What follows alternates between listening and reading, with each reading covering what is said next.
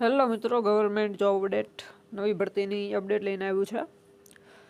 જોઈ શકો છો તમે, ગુજરાત ગૌણ સેવા પસંદગી મંડળ એટલે કે GSSBમાંથી જે MPHW એટલે કે મલ્ટીપર્પઝ હેલ્થ વર્કરની જે ભરતી બહાર પડી છે પુરુષ ઉમેદવાર માટે.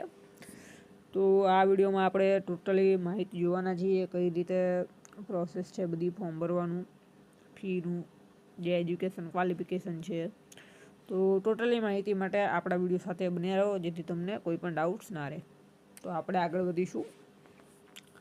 તો તમે જોઈ શકો છો, ગુજરાત ગૌણ સેવા પસંદગી મંડળ ગાંધીનગર એટલે કે GSSB દ્વારા ભરતી બહાર પડી છે. અને ભરતીનું નામ જોઈએ તો મલ્ટીપર્પઝ હેલ્થ વર્કર પુરુષ ઉમેદવાર, માત્ર પુરુષ ઉમેદવાર માટે ભરતી બહાર પડેલી છે.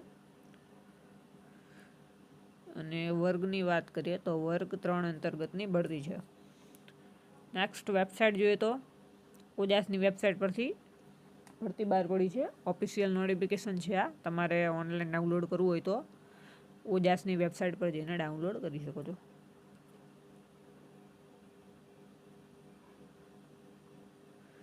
નેક્સ્ટ આપણે જોઈએ તો અહીં ઇમ્પોર્ટન્ટ ડેટ્સમાં જોઈ શકે છે આપણે.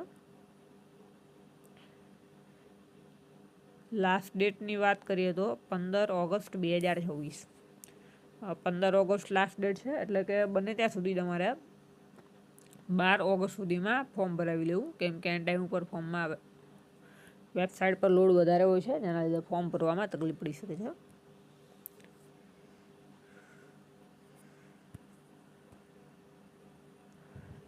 ટોટલ જગ્યાની વાત કરીએ આપણે, મલ્ટીપર્પઝ હેલ્થ વર્કર, તો જોઈ શકો છો જગ્યામાં આપણે જગ્યા ટોટલ 100 જગ્યા ઉપર ભરતી છે. અને ફોર્મની ડેટની તારીખ આપણે તો આગળ જોઈ જ લીધી છે. લાસ્ટ ડેટ 15 ઓગસ્ટ, એટલે બને ત્યાં સુધી 12 ઓગસ્ટ સુધીમાં ફોર્મ ભરાવી લેવું. કેટેગરી વાઇઝ જગ્યાની વાત કરીએ આપણે તો કુલ જગ્યા 100 છે. એમાંથી આ તમે ટેબલનો સ્ક્રીનશોટ લઈ શકો છો. જનરલ માટે 58 છે, બાકી બધી અનામત છે. એમાં AWS માટે 10 છે, ACBC એટલે કે OBC માટે 22 છે, SC માટે 4 અને ST માટે 6 જગ્યા છે. અને મહિલા ઉમેદવાર માટે એક અનામત નથી, કેમ કે માત્ર પુરુષ ઉમેદવાર માટેની જ આ ભરતી છે. એટલા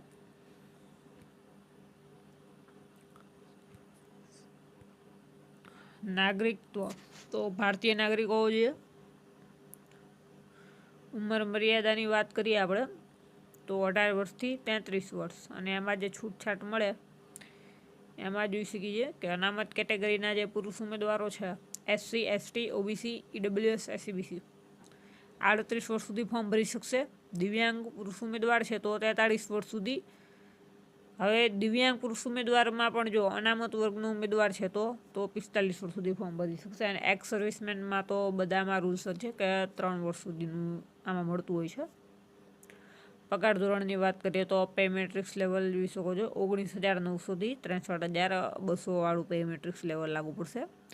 એટલે કે ફર્સ્ટ તમે જોઈએ તો 5 વર્ષ સુધી આપણે ફિક્સ પગારનું છે અત્યારે, તો 5 વર્ષ સુધી તમને 26,000 પગાર મળશે. 5 વર્ષ પૂરા થાય એટલે 40,000 પહોંચી જશે પગાર તમારો. અને એના પછી દર વર્ષે વધતો રહેશે. બાકી 5 વર્ષ સુધી નહીં વધે. 5 વર્ષ સુધી તમારે ફિક્સ પેમાં કામ કરવું પડશે. શૈક્ષણિક લાયકાતની આપણે વાત કરીએ આની અંદર, તો અમુક કોર્સ ચાલશે. તો ફર્સ્ટ તો જોઈએ તો MPHW મલ્ટીપર્પઝ હેલ્થ વર્કર, તો એનો તમે કોર્સ કરેલો હોય, બેઝિક સર્ટિફિકેટ કોર્સ કરેલો હોય કે ડિપ્લોમા કોર્સ કરેલો હોય, બંને ચાલશે. નેક્સ્ટ, આ ક્વોલિફિકેશન તમે નથી ધરાવતા તો 1 year sanitary inspector diploma course. Sanitary ઇન્સ્પેક્ટરમાં તમે ડિપ્લોમા કરેલો હોય છે. તમે ડિપ્લોમા પણ નથી કરેલો તો પછી ITIમાં તમે HSIનો કોર્સ કરેલો હોય તો પણ તમે આની અંદર ફોર્મ ભરી શકશો. અને એ સિવાય ડિપ્લોમા છે સેનિટરી ઇન્સ્પેક્ટરમાં, હેલ્થ સેનિટરી ઇન્સ્પેક્ટર કે કોઈ ડિગ્રી છે આની અંદર, મૂળ તમારે HSIના કોર્સની અંદર ડિપ્લોમા, ડિગ્રી કે ITI કરેલું હોવું જોઈએ અને કોમ્પ્યુટરનું બેઝિક નોલેજ હોવું જોઈએ, તો તમે આમાં ફોર્મ ભરી શકો છો. નેક્સ્ટ, આ બધી ઇન્સ્ટ્રક્શન છે. તો ગુજરાતની જ ભરતી છે, એટલે તમારા ડોક્યુમેન્ટ જે હોય, જાતિનો દાખલો ને એ બધું, તો ગુજરાત સરકાર દ્વારા જે ઇસ્યુ થયેલા હોય ચાલશે. આમાં બીજું કોઈ કેન્દ્ર લેવલના સર્ટિફિકેટની કંઈ જરૂરત પડવાની છે નહીં તમારે. નેક્સ્ટ આગળ વધીશું આપણે. તો કોમ્પ્યુટરની જાણકારી, તો એમાં આપણે જો કોમ્પ્યુટરનું બેઝિક નોલેજ હોવું જોઈએ. ભલે સર્ટિફિકેટ ના હોય તો પણ ફોર્મ ભરી શકાશે. ખાલી બેઝિક નોલેજ હોવું જોઈએ તમને કોમ્પ્યુટરનું. અરજી કરવાની રીત, તો આપણે આગળ કીધું ઓજાસની વેબસાઇટ ઉપરથી ફોર્મ ભરી આપવામાં આવે એમાંથી. તો ઘરે બેઠા તમારે ફોર્મ ભરાવવું હોય તો પણ ભરાઈ જશે. એના માટે આપણે લાસ્ટમાં જોઈશું શું છે. હવે પાસપોર્ટ સાઇઝ ફોટોની વાત કરીએ. ફોર્મ ભરવામાં પાસપોર્ટ સાઇઝ ફોટો તમારે કઈ રીતનો હોવો જોઈએ?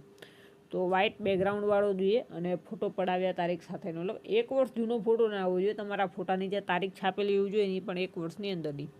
હવે જો તમારી પાસે આવો ફોટો નથી તો તમને ઘરે બેઠા ફોટો પણ બનાવી આપવામાં આવશે અમારા દ્વારા. પણ નેક્સ્ટ આગળ જોઈશું. પરીક્ષા ફીની વાત કરીએ